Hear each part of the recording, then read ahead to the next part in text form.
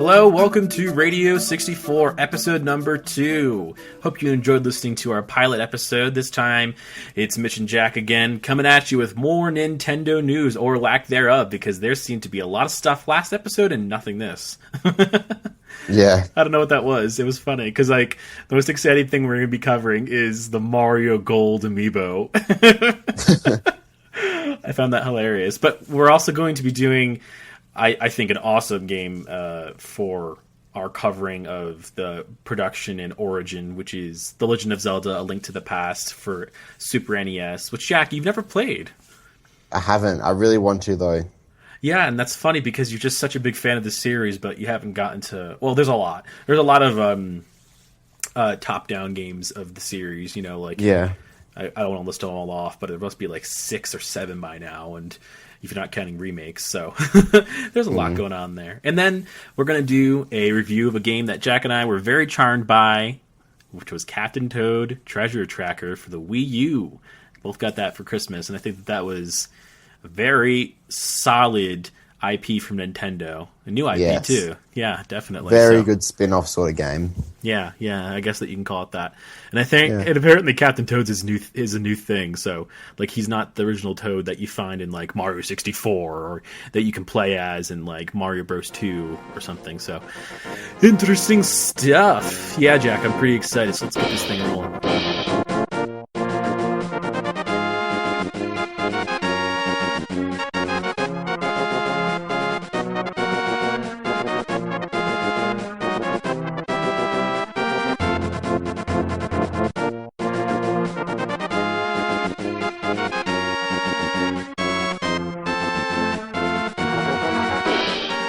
Alright, so there wasn't really much news this week. There was a lot more... Well, there was more interesting news last week, to say the least. What we have got, a quick little thing. Pokemon Green and Red released 19 years ago in Japan for the Game Boy on February 27th, 1996. So, yeah. That's big for us. Pretty big. Yeah, us Poké Chatters. It's pretty cool because... it's weird that I can ever think of a time in history, which shouldn't be true, but in recent history, that there wasn't Pokemon. That was the first iteration of it all. The trading card game, the anime, and everything, the manga, all came on after that. Yeah. Well, I was born in 95, so I literally grew up with it. This game came out when I was 1 year old. Yeah, you really did. That's amazing. Yeah. And it's funny too how I think that games that were made either before we were born or ones that came out right around when you and I were born, because I was born in 92, are still, potentially very popular for our generation because sometimes they would be remade as Leaf Green or whatever. You know what I mean? Nintendo does a good job of re-releasing titles to making it so that their old IPs become new IPs to new generation, and Pokemon's, I think, is a good testament to that. So, congrats! Oh, definitely. Congrats to your 19th anniversary, Pokemon, and the 20th better have something super special planned. What do you want, Jack? What's the 20th anniversary thing? Yeah, I didn't really think about that. Probably the obvious thing would be just remaking it in Gen 6 style. Remaking Gen 1 in Gen 6 style? Well, these games specifically, but they've already remade them for the Game Boy Advance. Yeah, Game Boy, yeah. Yeah, and that was using the Ruby and Sapphire rendering system, or operating system, I suppose you can call it. So, I think those games are pretty solid as well. Pretty solid. I thought that those were your favorites of all time, Ruby and Sapphire. No, I'm talking about the Green and Red re-release. Oh yeah, and they had a pretty cool thing when they Red. They had that. There was the first wireless communication on the Game Boy Advance with that. Remember, it came in the pack.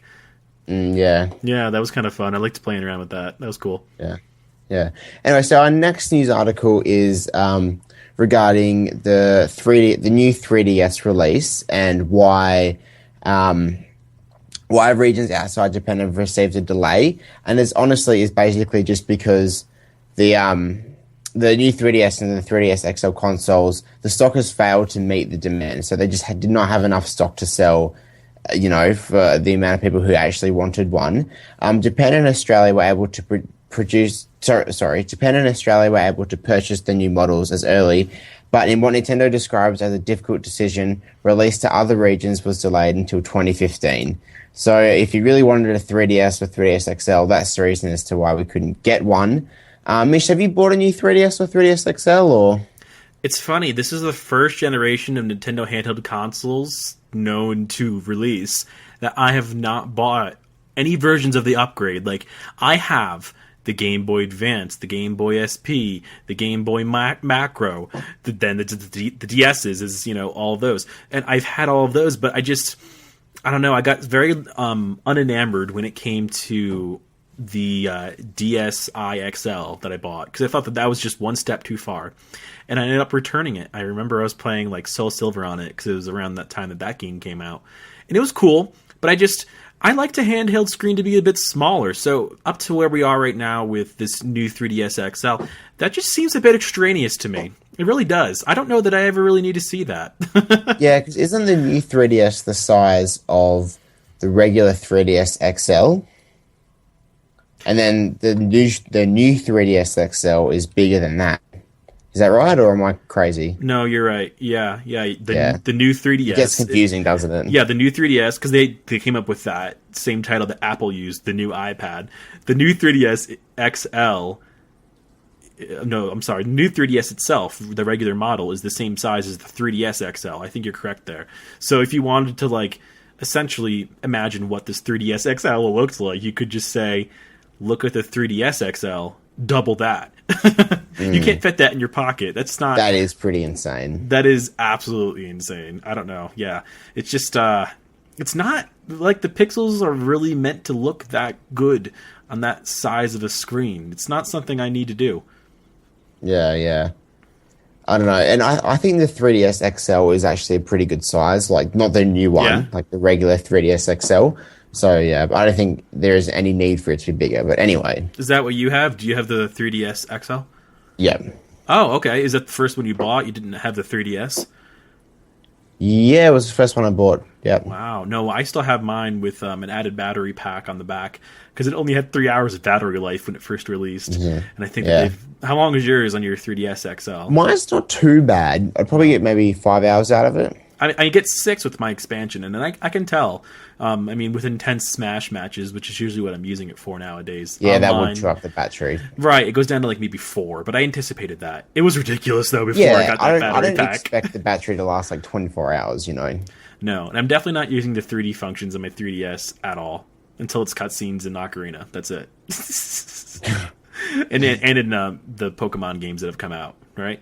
Yeah, those are good. Mm-hmm. Yeah, because it's not really worth using in like gameplay. Like I tried using it for Ocarina in a bit, trying to do like some mini games, and it wasn't that cool because it was like most of the games were like gyroscopic.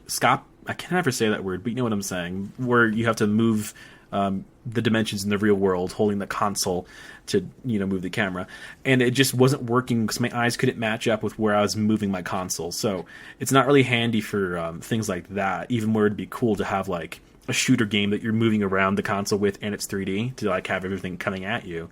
Yeah, But I think that they've improved that 3D capability in the new 3DS, haven't they? Oh, I've heard they have. I have heard that it is significantly it's really significantly better. Like, it's not just like a small change, that they've really, really upped their game on it. Yeah, well, I think Nintendo's done a good job in just creating, a 3D screen that doesn't need glasses. I don't think that gets enough accolades because I can't think of like a TV that has that quite yet. That's like hit the market hard and that's really caught on. So once again, Nintendo's being a forerunner, not just like touchscreen games like it was for the DS, but now in 3D games. Yeah, definitely. Yep. All right, so the next news article is regarding Amiibo and some price drops that have happened. So Nintendo has reduced the sales of some of the Amiibo figurines, and these ones are Donkey Kong, Peach, and Yoshi. And these are the first characters to have had a sort of price drop. They've gone down from $12.99 to $9.99, and that's US pricing. Among 5.7 million units sold of Amiibo products, the first discounted figures are within the top 10 highest selling in the US and Canada. So it does make sense that they've sort of dropped the prices on these and sort of to make the sales a bit more widespread and whatnot. Yeah, I mean, we've had a lot of Amiibo chat last week. But I mean, also just to bring up again, because we did mention last week, some of them have been discontinued. Iwata said that it's difficult for us, well, Nintendo, to promise the continuously ship. Sorry, I marked that quote up. I'll say that again. It is difficult for us to promise to continuously ship all of the Amiibo figures. So, I mean, that just goes to show that they're not going to, give out some of the more rarer ones. So, yeah. What do you think, Mitch? Shulk. Yeah. Right. If you didn't get it right away, you're probably never going to get it unless you pay a fortune on eBay. No. Yeah. Shulk is done. Sorry to all you super big Xenoblade Chronicles fans. It's not going to happen. Shulk is... I don't know why... because the Xenoblade Chronicles has such a big following, you think that those fans would be the ones who would pre-order and get it right away, I can't imagine, other than a huge collector, I can't imagine anybody else really wanting Shulk that badly. Well, I can agree with you with it being more of a cult following than a huge following, because it's not a mainstream game by any means. It is a Nintendo IP, as far as I understand, right? I don't think I missed anything there, but it's one that still has time to catch on. I don't know if it'll ever go past like the links of perhaps like Fire Emblem has, or Earthbound, but it'll still be one of those really intense factions of Nintendo fandom that'll ravenously buy a figurine of like Shulk, for instance. So it's a little bit like Fire Emblem, but Fire Emblem is a bit more mainstream. Yeah, it's almost more recognized. Almost, because it's had so much time in Smash Bros, honestly, that it's gotten there. I mean, that's I think that has to be... It's pretty big in Japan, though. You're right, yeah. We have to consider Japan's sales specifically on games like Xenoblade Chronicles and Fire Emblem, because I do know that those two games do very well over there. And Earthbound, for instance, I mean, I only knew that because of Smash. I only knew who Ness was because, I mean, who didn't Google when they first heard of this character named Ness in this all-Nintendo IP fighting game? Who the heck is Ness, right? Because how are you to know? So, and Captain Falcon wasn't even in the first F-Zero game. He was a character in a booklet. Really? I didn't know that.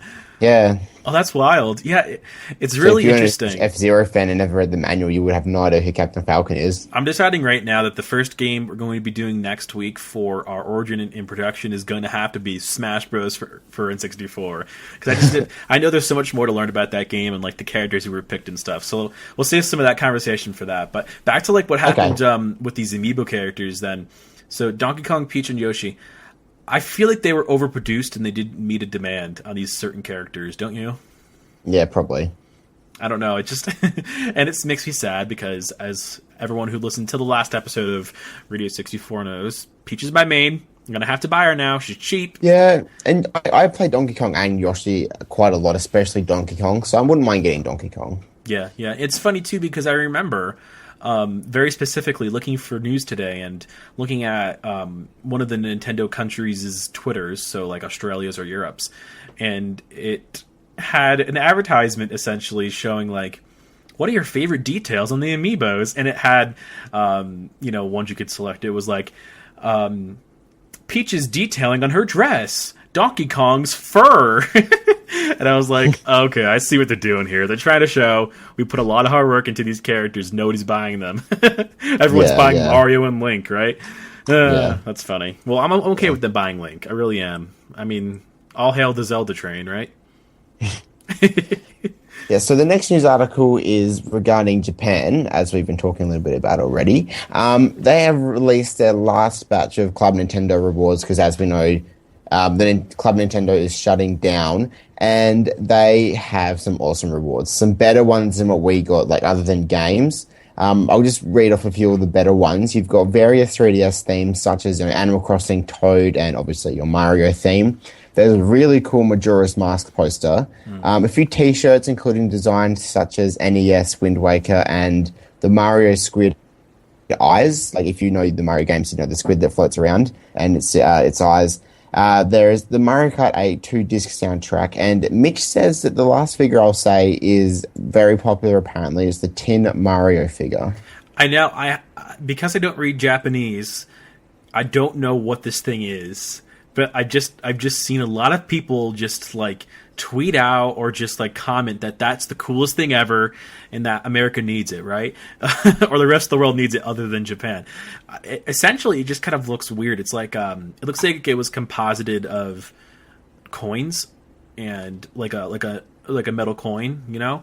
Maybe like a quarter or something in American currencies. And then it's just like those slots make up the composure of this Mario figure. So I guess it's cool and it's unique, and it might just be a homage to like maybe even specifically Metal Mario from Smash Bros. I know that he must make an appearance at least some of the mainstream Mario games, right? Metal Mario? Yeah, definitely. A lot. Well, I mean, that metal box can turn anyone Mario. Anyone metal. Right.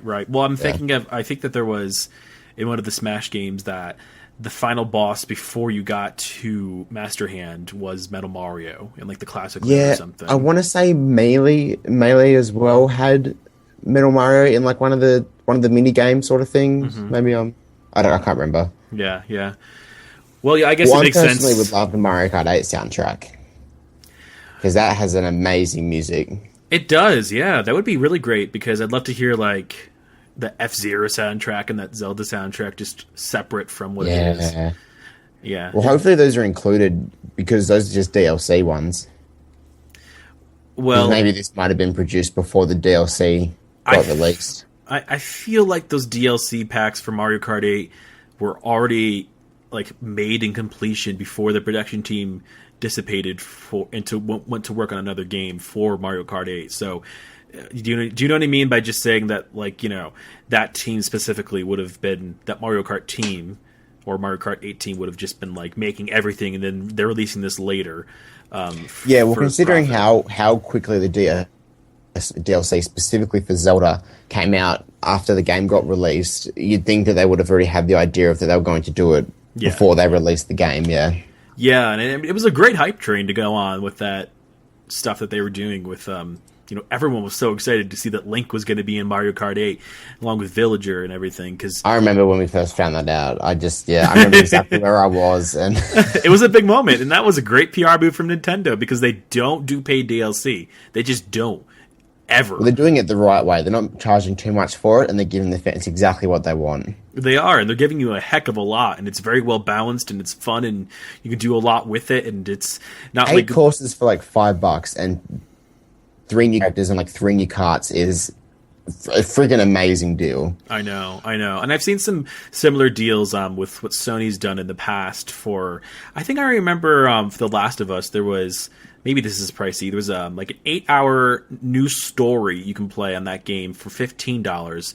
So if you're equivalating like the amount of gameplay you get out of it, you're still getting a deal with this Mario Kart 8 because I think you're going to play a little bit more than 15 hours worth on those new tracks, especially with how much they come up online right now.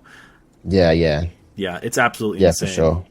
Yeah. But if you want to check out the full list along with all the other news sources that we're talking about, we have a hyperlink that you can check out in the Google Doc that will be on the Tumblr post for this episode, so you can see exactly what little images we're talking about and what rewards you can drool over.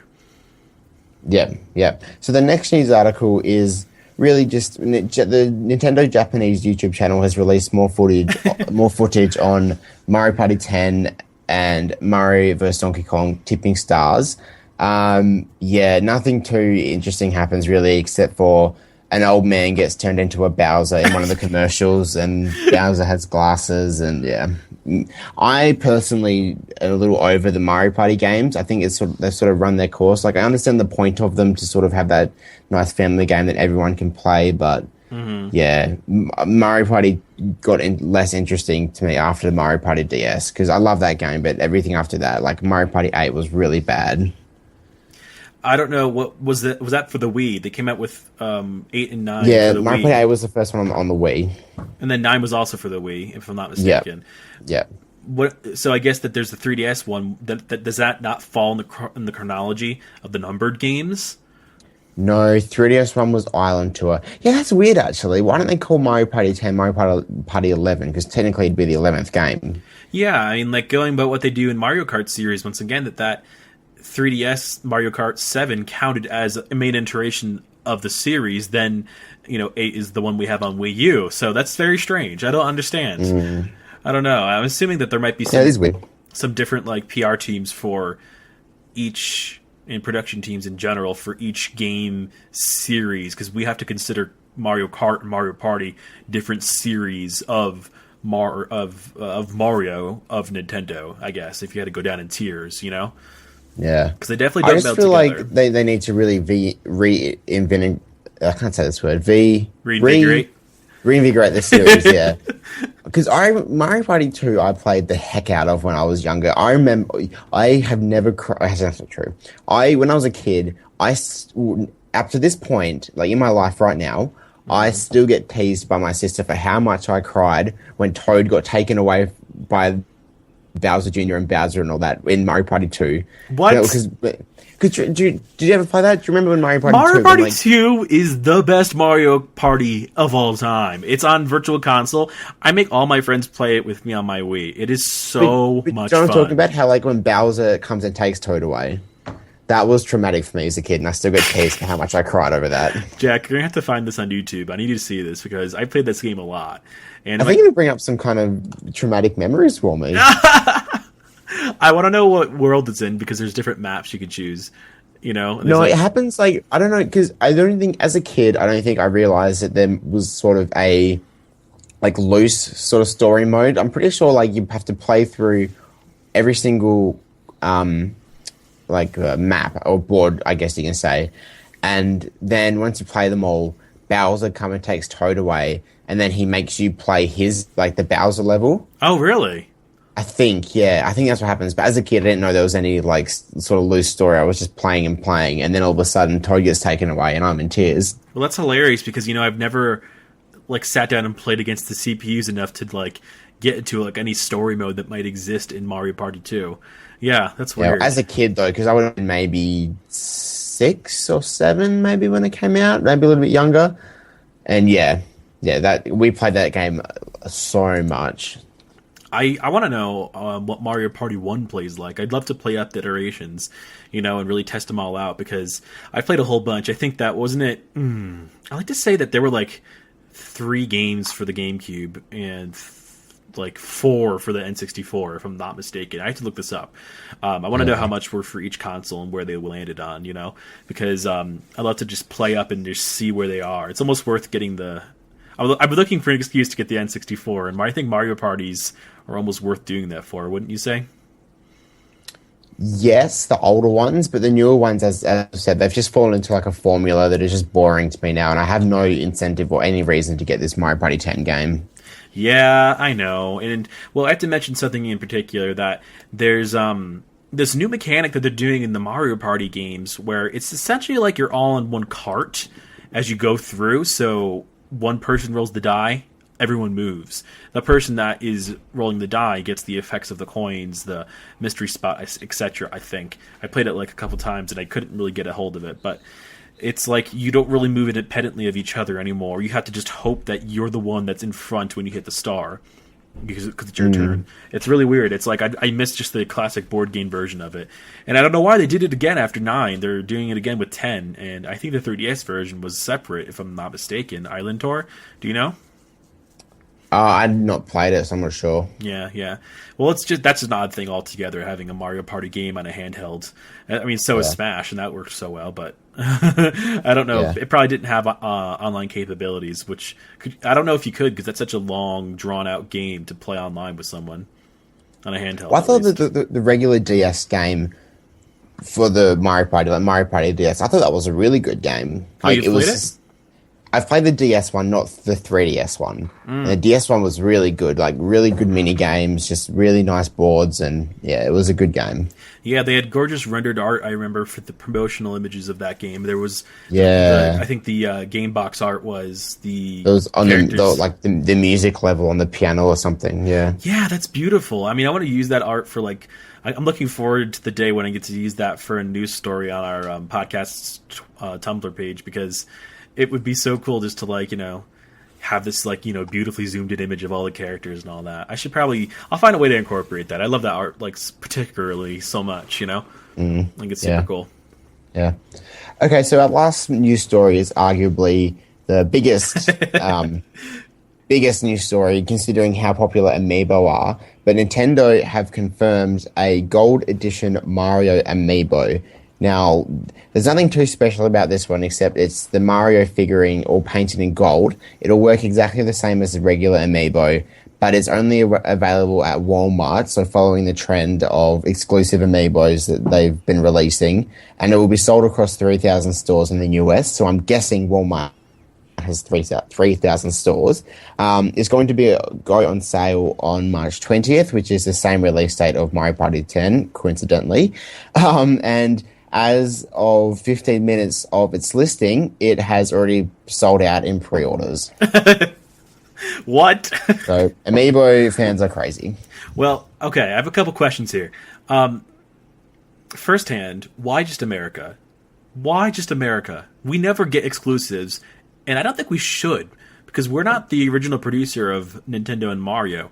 Japan should be getting this before America. That's final. There's no excuses there whatsoever. Because Mario is more popular in Japan than he is in America. I know that those sales have to be better. I know that they have to be better. Well, maybe Amiibo was more popular in America than Japan. Was it?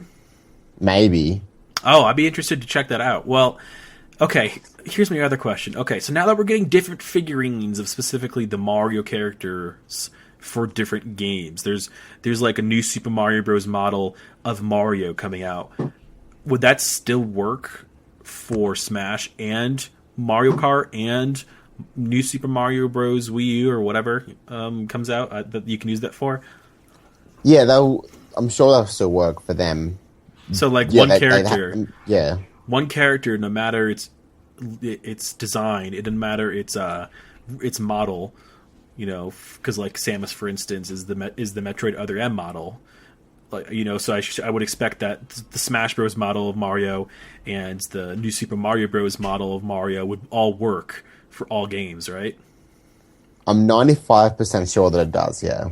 Okay, well, I get that. But also, we should note, too, that this is like a new Mario stance, which I guess is important for people who like that. Because when I was looking, when I was writing this news story up, once again on the Tumblr, that I was trying to find like an image that was high quality of this new gold Mario, and I found a lot of people that had painted their original one, and it tricked me, of the Smash Bros. One with the fireball coming out of his hand, and I was like, oh cool, they had different versions of it, or they have such high quality images this early, but I had to like zoom in on the Walmart listing. So yeah, I just found that kind of funny. But and then also there was a bit that Canada was tweeting out, Canada's Walmart account was tweeting out that it was going to be selling them minus the pre-order facet of this sale. So if you wanted to get it in Canada, you're kind of in luck. I mean, I'd hope that starts the domino effect and that this popularity does something good to show Nintendo that these Amiibos are definitely in, because, Jack, I'm slowly becoming sold on them. I don't know why. I don't own one yet. I don't know what it is. Nintendo's just... Maybe it's because I just did an all-Nintendo podcast with you, but it's just... It's more than last week. It's like every week it becomes more fervorous that I want to get into it. Yeah, I've wanted one for a while. I just haven't acted on it because they've all, like, from where I'm back in Perth now, but I was down maybe 2 hours away from Perth for the break. I know you know that, Mitch, but you're saying for the listeners. And down there were barely any, like, Amiibos were just non-existent. They only had, like, Pikachu. So now that I'm back in Perth and I come across an EB Games or DB Hi-Fi, I will look for one, definitely. Sweet. Yeah, well, what's the figurine that you have? Is it Link? I haven't got one. Oh, okay. I thought you said you did. No. Would Link be the one and only that you would buy if you were to buy one? I mean, I'm probably not going to be all that picky because I don't think there's going to be a lot available. So I'll probably just get the coolest one that I see. But yeah, if Donkey Kong is around tomorrow, I'll probably grab him. Yeah, I mean, I really want Wii Fit Trainer, but I know I'm never going to get Wii Fit Trainer. Yeah, I remember you wanting to dress up as Donkey Kong for Halloween. That would have been interesting. I wish you went through that. That would have been cool. Yeah, that didn't work.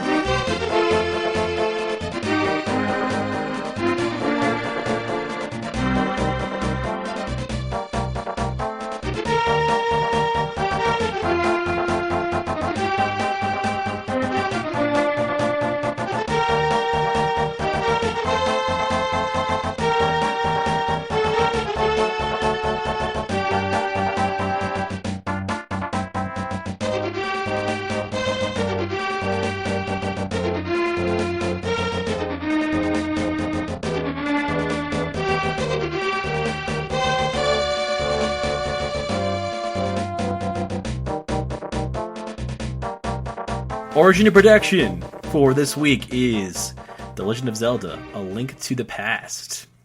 This was a game for the Super NES, and it was released in North America on April 13th, 1992. That was like 3 months before I was born. Back to the whole discussion of games that become popular after they were released like 5 years later. It's weird, because I definitely played this game growing up a lot. So I never played it, and I want to play it so bad. It's probably the top on my list of old school Zelda games that I really want to play. Oh, just the artwork alone in this game will get you. Well, I've just heard so much about it. Like it's one of the, if not the most popular Zelda game, other than Ocarina, I think. Yeah, that's safe to say. It's often cited as being one of the best games of all time, along with Ocarina, to tell you the truth. So that's why it was such a big deal that A Link Between Worlds, the sequel for 3DS, was made. Because, it was essentially like making a sequel to Majora's Mask at that point. So, yeah, that was pretty cool. So then, sourcing from game trailers, they had a really cool movie that I'd suggest checking out. They did like a 4-part, I think, feature on the history of the Zelda series, and that's where I got some good information. So shout out to that video, because there's a lot of production quality put together really well in that video. So game trailers came up with some info, and one of the facts was that this was the first game in the series to introduce a lot of elements, including the Master Sword, the hook shot, and even multi-level dungeons, meaning that before this, there were only one-tiered dungeons of the Zelda games. And that makes sense, because this is the third game in the series overall. Not counting that, really crazy timeline that I know we'll talk about in a bit, Jack, when we get to the Ocarina eventual Origin of Production series. But just sequentially, when these games were released, this was the third. So this was a big deal because it came after The Legend of Zelda 2, which was a side-scroller, and a lot of diehard fans were very disappointed because they wanted a true reboot or even a sequel to The Legend of Zelda for the NES. So, I mean, given the Legend of Zelda for NES, the first game in the series, came out in the 80s, so there was like a 10-year span of people waiting for the new game to come out. That they wanted. So that's pretty arduous. That's almost like the Kingdom Hearts or Smash Bros. Series. I know how that feels. So I can imagine. Well, at least it sort of lived up. At least it didn't let people down after the long wait. Well, yeah, that's the big thing, because this game definitely, kickstarted the series overall, because it was an okay series. It didn't really have too much fire behind it. It had a good 2 titles, especially the first, but it also had a big element throughout the game that was of 2 simultaneous worlds. Sometimes they're referred to as the light and dark worlds, sometimes as the Hyrule and Spirit worlds. And Low Rule, I think, was introduced specifically in A Link Between Worlds. That's like a different world than this parallel world in this game, because I don't know that those storylines tie too closely together. I don't know. It's very difficult to follow the Zelda timelines, because they get more convoluted than Kingdom Hearts does, and I'm able to follow Kingdom Hearts, so that's saying something. So coming more information from the Zelda Dungeon Wiki, which is, I think Jack and I have decided, is the wiki for all things Zelda, as much as Bulbapedia is for Pokemon. So this game sold 4.6 million copies worldwide. For the time period that it came out in, I'm kind of shocked by that number. I thought it would have sold more. Wouldn't you? I don't know. I know, it's hard to compare it, right? Because I'm thinking of... It is hard to compare, like, being that long ago. Like, if I had a ballpark, I don't remember exactly, but... Am I wrong in saying it was like 50 million copies for Super Mario Bros. Or something last week that we covered? What was it? Is that a ridiculous number to recall? No, I think that's right. Okay, so yeah, when looking at this 4.6 million, I know it didn't come with the console, but still, this is this critically acclaimed game. It's the sequel to the true sequel, I suppose, to the really hotly anticipated first game. So yeah, that seems a little bit low, honestly. I don't know if that's accounting for all of the virtual console releases that this game's inevitably had ever since. So yeah, it came out in 2002 on the Game Boy Advance. It was a pretty true port. That's what I played. I remember exactly getting that game, and it was, I think, my first. No, it was my second Zelda game. I definitely played, The Legend of Zelda 1, and then this right after. I skipped 2. I don't think many people played 2. I think that's definitely the redheaded stepchild of the series, right? And then, actually, on January 22nd, 2007, it was re-released on the Wii Shop's virtual console for 700 points. I think 100 points equals $1. So $7 for a good classic game. That's pretty neat. I like that. Yeah. This was also a very revolutionary Legend of Zelda game because it brought Link from his 8-bit form to his 16-bit form. This included colors and more details, gave the worlds more depth.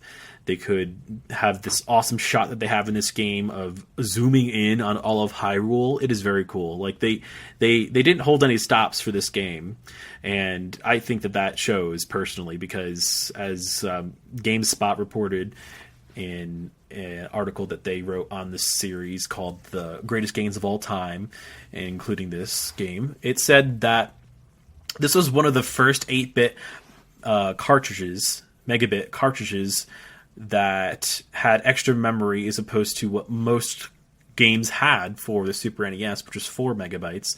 I don't know what they did to do that necessarily. Like, they just made a larger cartridge and had to, use more in production money to make that cartridge. What would you imagine they did to, like, beef up that memory, Jack? Yeah, probably they probably used a bit more money because they probably knew how popular the game would be, and based on how popular the series would have grown within that time. Mm-hmm. So they wouldn't have been afraid to sort of spend more money, I'd say. Yeah. We're going to talk a little bit about this right now, too, because other than back to what they did for the spacing on the cartridge, they had 2 huge overworlds, yes, but they were still able to kind of bring that down in a bit. I'll get into that in just a moment. But then from the Wikipedia page for this video game, that webpage says that due to the success of the previous titles in this series, Nintendo was able to invest a large budget and ample development time and resources into this game's production, which, as we're saying, definitely shows. And back to that storage space, that they saved some room amongst still that 8 megabit cartridge by eliminating duplication. The light world and the dark world are nearly identical in layout. There are some areas that will add in like a new puzzle element or just like a log or something to prevent you from jumping off the cliff, if that makes sense, if you can kind of imagine that. And essentially the dark world was just using different texture tiles over the light world. And also, interestingly enough, the dark world exists in the game's ROM only as an overlay of the light world. So it's almost like a Photoshop filter, or Instagram filter on this Legend of Zelda game that made it as it was. So yeah, and Jack, there's some heavier stuff that the Wikipedia page went into about religion and what Nintendo of America was and was not willing to allow in the port of The Legend of Zelda. So I'm going to quote exactly from what Wikipedia wrote on this because it was very interesting and in-depth stuff. So the English language localization included changes to the original Japanese game. The most common change was the removal of religious references to conform with Nintendo of America's content guidelines. The most obvious change was made to the subtitle of the game, which was renamed from Kamigami no Triforce, literal translation in American, in English, the Triforce of the Gods in American. That's the only country that speaks English. To A Link to the Past, so taking out that Gods subtitle in the game. So that's different because those 2 different names really have a much different meaning. Triforce of the Gods and A Link to the Past. Wouldn't you say, Jack? Yeah. I mean, I have questions about this, but you can carry on. Yeah. I'll get through the facts of what happened first, and then we'll kind of digest what happened with this stuff. So, in the beginning, there's a sanctuary that Zelda hides in, and it's apparently modeled after a Christian chapel with rows of pews, stained glass windows, a raised chancel, and an altar. But it also contains no other religious symbols, so it doesn't have like, you know, a cross or you know, a Torah or anything in particular from any given religion. And also, the dialogue of the characters within this scene was simplified to remove any religious implications. And it's funny too, because I think I know where your questions are going to come from, because later on in the Zelda series, there are a lot of religious implications. That's what I was going to say. Like, yeah, I mean, things like modeling certain, like what you said, the sanctuary from churches and naming and saying there's gods in the world. I understand that can be like religious based. However, just for example, the Temple of Time in Ocarina of Time looks like a church, you know, but it's just because that's sort of. I don't think they're going to. They are alluding to any sort of religious like overtones just because they've designed that part to look like a church. Same as when they're speaking about the gods and like the fairies and stuff. Like the fairies are very godlike and right, you know, but they almost fall akin to, I think, Greek mythology of goddesses. Yeah, because there's goddesses of the Triforce, I know, in Ocarina, but then the fairies just still feel like goddesses that, you know, grant you wisdom or guidance throughout your battle or heal you. So yeah, it's not like this didn't happen past this game. I think Nintendo of America just gave up. They were like, well, maybe it was because being one of the first games, they weren't sure how religion and how if people thought they were implying religion, how that would have gone within the society at that time. Whereas now in 2015, because so many games have been created.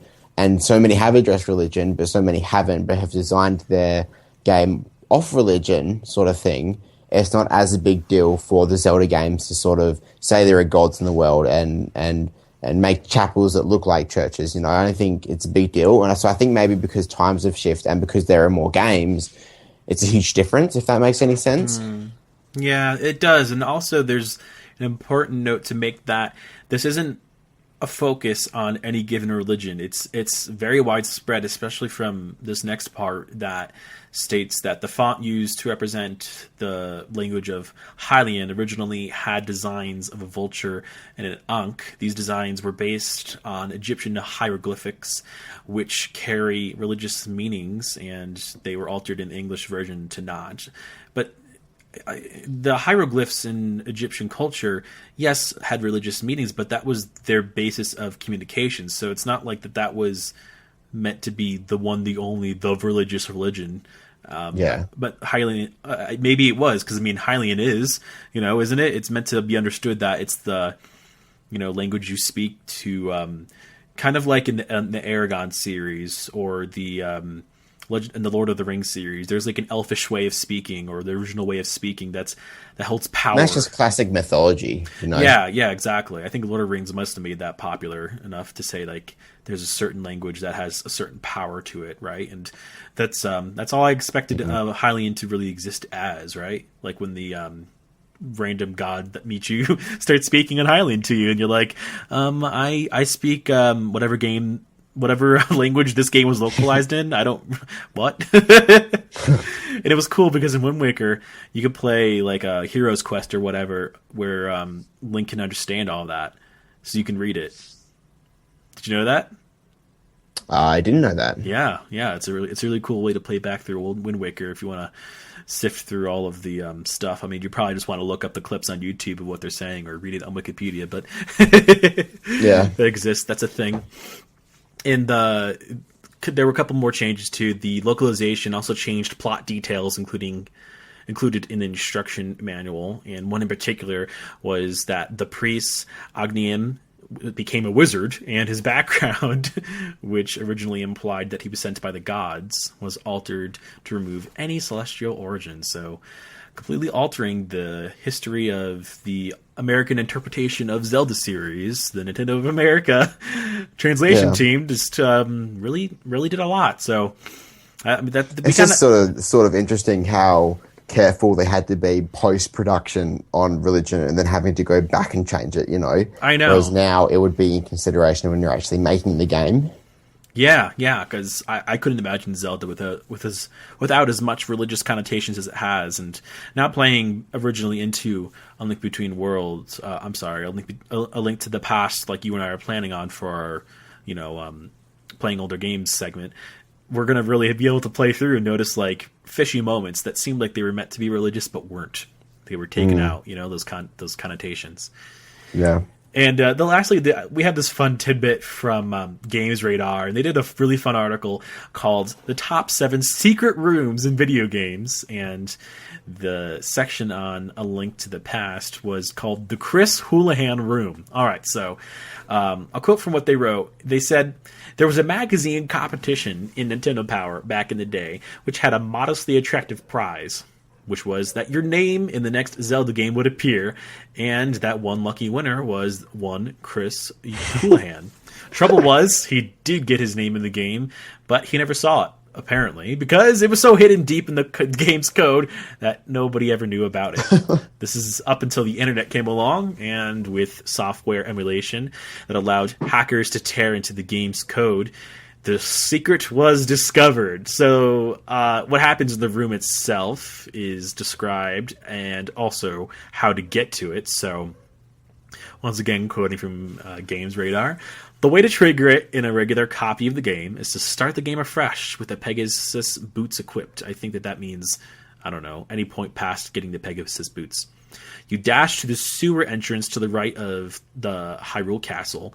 You'll then fall into the sewer, only it's not the sewer at all. It's Chris Houlihan's lost secret room full of rupees."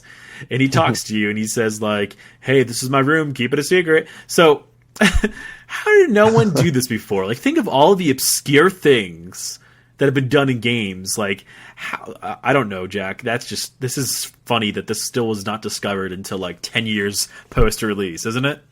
Yeah.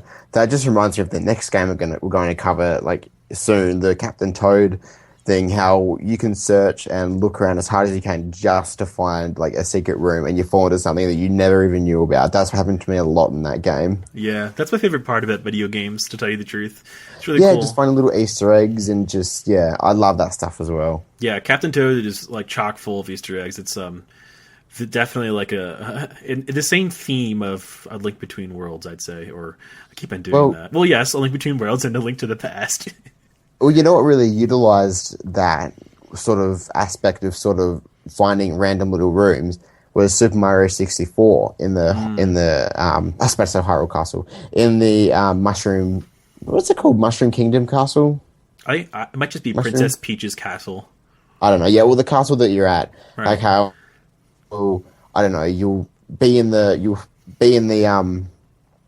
moat, and then you'll see a little square hole. You go down there, and all of a sudden you're in another world. Random things like that you never even see. I think it's really cool. I love that stuff, and that's why I love the exploration aspect. Or even the game we're playing at the moment, Metroid Prime. There's so much exploring just to find little rooms and little things you didn't know about before. Yeah, it's really, I love that stuff. Oh, if you think that that's really prevalent in the 3D platformer Metroids, you should play the 2D side-scroller ones. Those have intense hidden rooms. They have hidden rooms that you have to find to move on in the game. It's a really difficult game because of it. Nintendo seems to love tricking us like this.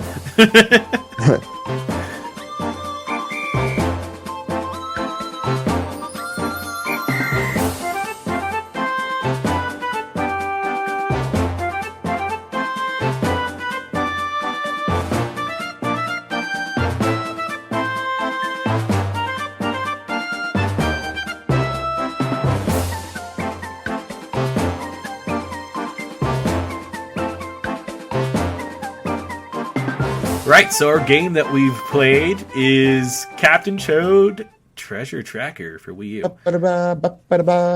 Such a catchy song. Like, what an awesome theme, It's kind of, it's not like pathetic, but it's such it really reflects Toad. It's just like this little guy trying to just find these little items for Mario, and it's just he's trying so hard, and then the trumpets just go ba ba da ba ba ba da ba, like kind of off key, and it's really cute. It fits it so well.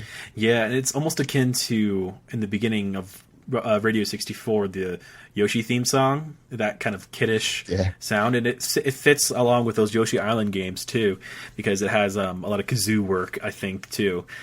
Both series do. I'm wondering if that wasn't the same sound producer, but kudos to him for coming up, or her, I don't know, for coming up with an amazing little like cue music. So yeah, Captain Toad Treasure Tracker.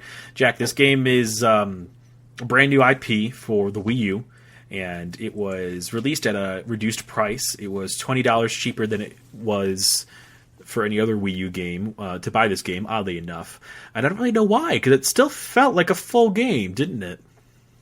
Yeah, they gave you enough to do that it felt like you were really getting your money's worth. Well, it must have been easy to develop. I'm just going to give it that much because... Well, yeah, I mean, yeah, I don't think it would have been too hard to sort of put together the little mini worlds. No, I think that it took a lot of creative minds to come up with, and it was very well thought out. But actually putting it together was easy because I think we should just start off by saying that, this game is simple. It's... Not in gameplay, but just the way it looks and feels. Yeah, it's simple, but it utilizes its space, and it makes it challenging enough. It does, and it still finds ways to hide everything. So, oh god, yeah. And I thought of something. Actually, I remember that in an interview, the Nintendo president said that this Captain Toad is the one you find in Super Mario Galaxy. Actually, that one I didn't recognize that at first, but that's that. You know how in Galaxy they've always on the little mushroom ships, and they're always flying around, and you'll see them somewhere, and they'll give you little one-ups, and it's so convenient. That's what this is based around. Like I'm guessing that this is sort of like a prequel to Toad from all the Mario games. This is Toad getting all of the items that Mario uses. And I think that's really just a really nice, really cool little spin-off sequel sort of like, yeah, here we go, Oh, okay. So, well, you know what? Let's leave it at that, because I don't think we should spoil the end, because there is a plot point that happens at the end of this game, and it's very specific. So, yeah, actually, I was going to originally talk about what happens at the end, but I won't, because there's 70 levels to play, but then there's more, and it comes as a big surprise, and I did not expect it. No, I don't think anyone would, so let's save that as like as the biggest spoiler alert, if any, for this game. There's another too about something that I'll give Jack the cue. It is the fourth point that I wrote down that we're not going to talk about now, because I think people should wait. If you want to look at both of these things, you can look at our Google Doc. But on the live copy of our episode, I think we're going to save those two things, Jack, because it's very much worth playing through for the charm of these two surprises. They caught me. I don't know what you're talking about. Watch 1, 2, 3, 4. Fourth dash down. Oh, why can't we talk about that? No, we can't. That's a big surprise. That's something we can't. No, it's not. This is the biggest tease for people to get into the Google Doc. That's my main point. Not really. Anyways, so essentially what this game plays out as is a 3D puzzle with perspective changes, and I have a bone to pick with this. The gamepad moves the screen gyroscopically again, and why? Yeah. I wish there was a way to turn it off at least. There isn't. I mean, I wish there was a way to turn it off, but at the same time, it wasn't so jarring to me that I was getting angry by it, but I know a lot of people were. Because it's not like I was swinging around the gamepad excessively that it would make the camera spin out, It was easy to control, I thought. Well, also, there was an important aspect of this that you would often be forced to play on the gamepad, so the game would just say, like, I don't remember for what in particular, but there were moments where it would just show Toad on the gamepad, and then the overworld would be something else. Do you remember those? Yeah. I'm trying to think of what they were. But, I mean, those worked very fluidly, and I liked being able to play on the gamepad every once in a while for fun. It's just, it's always a bit jarring for me to see the difference in the way that my TV represents a game versus the gamepad. Because the gamepad obviously is, I mean, maybe not obviously, maybe it's not. I wonder if the gamepad is displaying the true color, the true graphic quality of the game, or if my TV is, you know what I mean? Because the colors change. What do you mean? Like when I play on my gamepad, I notice that the tint of red on Toad is a different color. It's not the same. Oh, I think that's just because of the gamepad. I don't know if the gamepad has like a certain film on it that most touch screens do. most squishy touchscreens, like the DS touchscreen on the bottom. The original DS, remember, that kind of looks like it has like a shade to it.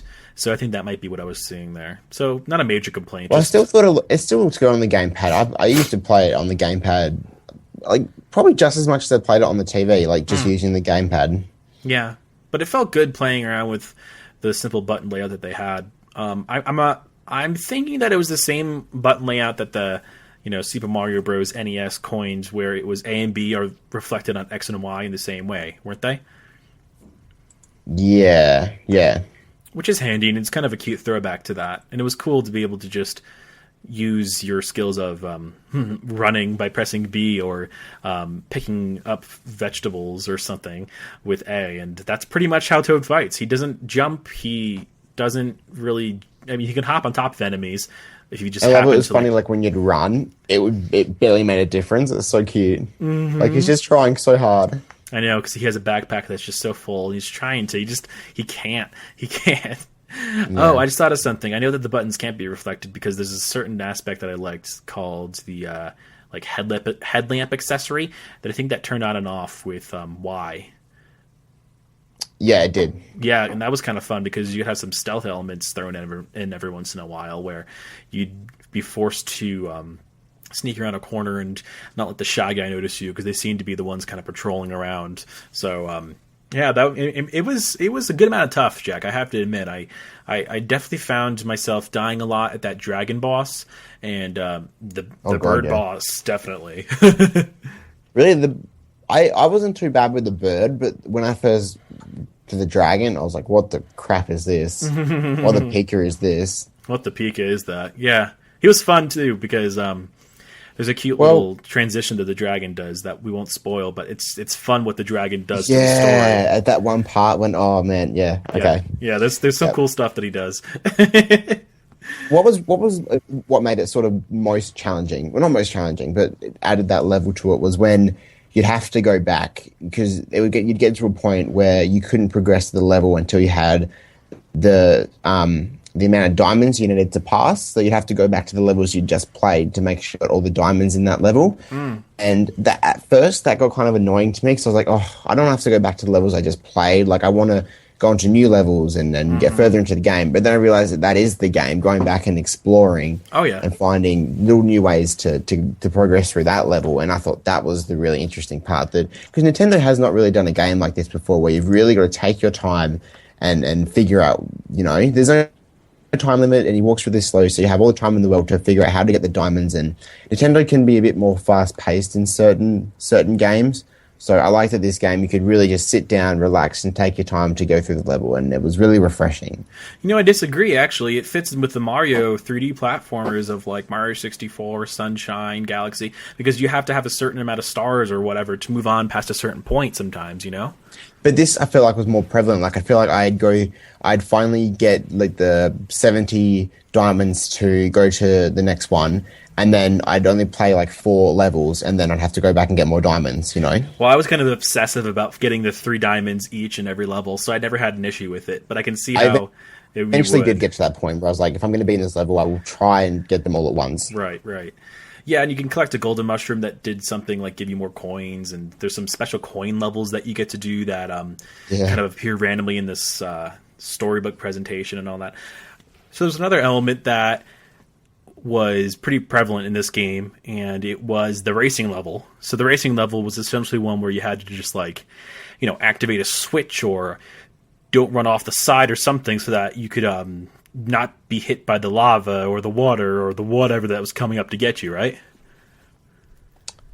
Yeah, in certain levels. Mm-hmm. It showed up just enough. It wasn't like every single level it would show. It would just be like a specific type of level. And there was another one that at one point integrates with the racing level, the boo levels, that would just kind of be the classic confusing levels where you wouldn't know where a door would lead, and the boos would chase after you, and you can kind of kill them with your headlight, which is difficult, and it's a nice challenge. I like it. I liked being able to kill something with just a light. That was kind of fun. Yeah, and you could do that with the little like slimy monster sort of things, the green ones. Mm-hmm.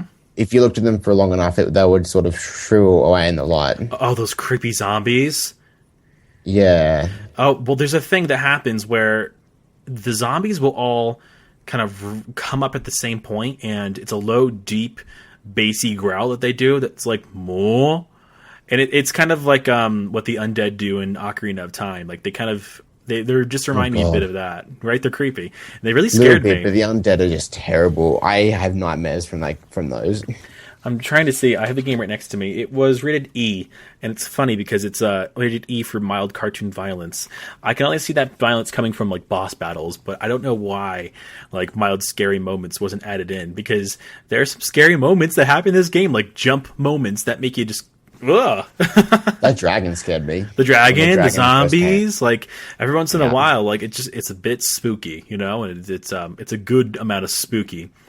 And then there's this special coin levels that show up every once in a while. They're a page in the book that you annoyingly have to flip back to. It's kind of hard to navigate that book just a little bit to move to each new level, much like in Yoshi's Story for N64. Yeah. And it's fun because those levels include the different upgrades that you get to use, which are the pickaxe, I suppose, and then the double cherry. So first, let's talk about these upgrades, Jack. You didn't like the double cherry, and I loved it, but what didn't you like about this multiplying toad item? I thought it was okay. At first, I was a little bit, I don't know. At first, I didn't really like the whole mechanic, but then because it didn't show up too often, I appreciated when I got it because it was a nice refreshment. Mm-hmm. Like, I'm glad it wasn't something that was always I was having to use. Yeah.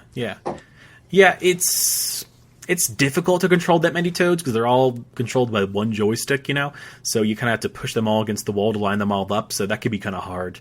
And then the pickaxe is one that just turns, Toad into this super pickaxing machine where he that Mario theme plays, and he's able to hit enemies, and that's kind of fun to kill a whole bunch in a row and all that stuff. And so you would get either of those items and be able to use them in a special level that was a coin level, just to earn coins, and you're only there for a limited amount of time. And once again, with the spookiness, there's one of those coin levels that's one where you have to run around a maze and zombies are chasing you. Do you know what I'm talking about? Yes. Yeah, and is there some kind of speed up item? Am I mistaken in saying that there is? No, but there are levels where you'd run down the ramp and then it would speed you up and you wouldn't be able to stop running. Right, so yeah, just like a Sonic boost, or I suppose you could call it, or a Mario Kart boost or something. Yeah, those were kind of difficult to control. Yeah, so other than that, I felt that I would have liked jumping, but I knew this game was developed to not have jumping. So it was nice to just have like levels where, as opposed to jumping up to a new level, you would be able to touch the platform on the touchscreen that was displaying the same thing as your TV, and it would change the height or latitude or whatever of the platform, and you would go into that and move it again, and you would have to avoid enemies using that. It was unique to get around the fact that you can't jump to platform, wouldn't you say? Yeah, definitely. And being a Mario game, it was good that it made you figure out other ways to utilize what you had. Definitely. Graphically, this game was as pretty as you could call any basic Mario game. It's a bit prettier than a Smash Bros. If we had to compare it to what we just covered, but it's not like it has too much room to grow. They're very simply rendered characters, right? Yeah, like how much can you really do with their stylings? Yeah, because the characters aren't really meant to look too complicated. They're meant to be very pleasing to the eye and not have a lot of like zippers and belt buckles as like a Final Fantasy character would. So it's not like you can really do too much texture, Yeah. They're pretty plain. And it's fun because when you think of games like Mario Galaxy, where Bowser's hair moves like so much, if you know what I'm talking about, like he has so much texture and movement to his hair, it looks weird because you're used to having like a Mario game like this where everything is like a basic flat physics, It's just like a rounded character. Mm-hmm. Yeah, it really is. Nothing's really I don't know, moving to them, right? Like Peach's hair doesn't flow in the wind; it's one big chunk, or her dress, or whatever, right? And that's kind of the way I like it because it's a certain art style that they do well. So yeah, I mean, it did well for like I don't need it to be such a high def, like intense graphically game. No, I'm fine with what it is. Yeah, I agree. And I wanted to talk in particular about the environmental reactions for what that means graphically, in that you could run around on gold coins at certain parts. We won't spoil when. And it's fun just to like have them come from underneath your feet. Like you run and they move. You know what I mean? Like that was, I thought, really well done in particular. It was a cute little touch. Did you notice that? Yeah. And also, if you spin, this is kind of just a fun Easter egg. If you spin Toad around a lot, he gets dizzy and just falls down. I didn't know that. Yeah, you didn't do that. It's fun. I did it once because he was dancing to celebrate, and as you're walking, he's kind of dancing. It's cute. So I was like, I wonder what happens if I spin him while he's dancing. We'll do the disco. Yeah, and I think water is probably just a reused texture at this point for all Wii U Mario games. So that's probably been talked to death in many other reviews. Enemies notice you in a unique way, and I like that they have a very physical reaction to you being there. Like they activate, they move, they do something, and it's very like the Goombas on the little floaties in the water. Mm-hmm. Oh, those are They're cute. So random. No, it's so cute. There's a water park level where there's Goombas in inner tubes, and they kind of just walk around to try and get to you, and they're just so angry because they can't go up on the land, and they follow you around. It's very cute. It is. This game takes a very cutesy approach to all of its graphics. Everything is meant to look like it's buttoned or stitched together, not quite like a Yoshi game or a Mario or a Kirby game, like the Epic Yarn or Woolly Adventure games that have come out. Yeah, but they're a different style, Yeah. They're specifically meant to be like yarn, which I think is crap. But oh, really? I love those. I think they're so cute. I want more of those games. It's like a new facet of Mario games, of Nintendo games, that they're making like yarn versions. Mm-hmm. I think it's cool. Yeah, so then there's also a lot of stuff going on with the storybook presentation and the cutscenes, because you flip a page to get to a new level, and there are 3 main chapters with each little page in them that you play is a level, and there's certain pages that are cutscenes. So they're for short as they are, they're beautifully lit, and they have a lot of good action to them. They're shot really well, so they made an impression on me, wouldn't you say? Yeah. And they were made so you would really want to root behind like the 2 little characters, which is cool. Yeah, I agree. Because they're so cute. They're both scared the whole time, Mm-hmm. But then when they relax, they're like, "Yeah, cool," and then crap happens, and then I know Toad is a very terrified little guy. I have to admit, he's so scared the whole time, and it's so cute to me. I know, yeah. Toad is very lovable. I don't see how you couldn't pick up this game and not just go, "Daw." And a lot of what helps out with that is the music and all the sounds that happen. And of course, we've discussed the theme is like an A+, just for being cute, simple, and effective for what it does as Captain Toad's main music, right? It's just his music. Yeah. But then Toad does these little cries for help when he sees an enemy and he's running away. And it's the cutest thing I've ever seen. It is cuter than like cats on YouTube. Yeah, he goes, "Wah!" And he just runs away, and he's just like screaming it as he's running away from them, because you're controlling it, but he's still scared. He's like, "I don't trust the human controlling me." It is so cute. And then there was he does other sound effects too, like the way he talks is all about yay, yep, hooray, so he'll do that when he's yeah. It sounds a bit like Marge from The Simpsons, doesn't he? He does. Yeah, I wonder if like it's croaky, like. Wouldn't it be amazing if that was the same voice actor? I really do appreciate Toad's voice. I think it's super cute, and it's really effective, and it just makes me really love this guy. One of the biggest things I like about this game is that like they just got a random little side character that's always been present in the Mario series, and used that character and just made him a nice little game that is different to the other because we have Yoshi games, and they even tried it with Peach once, like the Super Princess Peach on DS, which was a kick. Which I don't think Pika game. Yeah, I don't think it was a very good game. And then no, it was so cool. How they just got this. But you know what I mean? They have like Wario games, and Donkey Kong's always had his own set, and now they've given Toad his own thing, and it's really, really, really refreshing to the series. And I know, this many years into the series, I appreciate what they've done with it.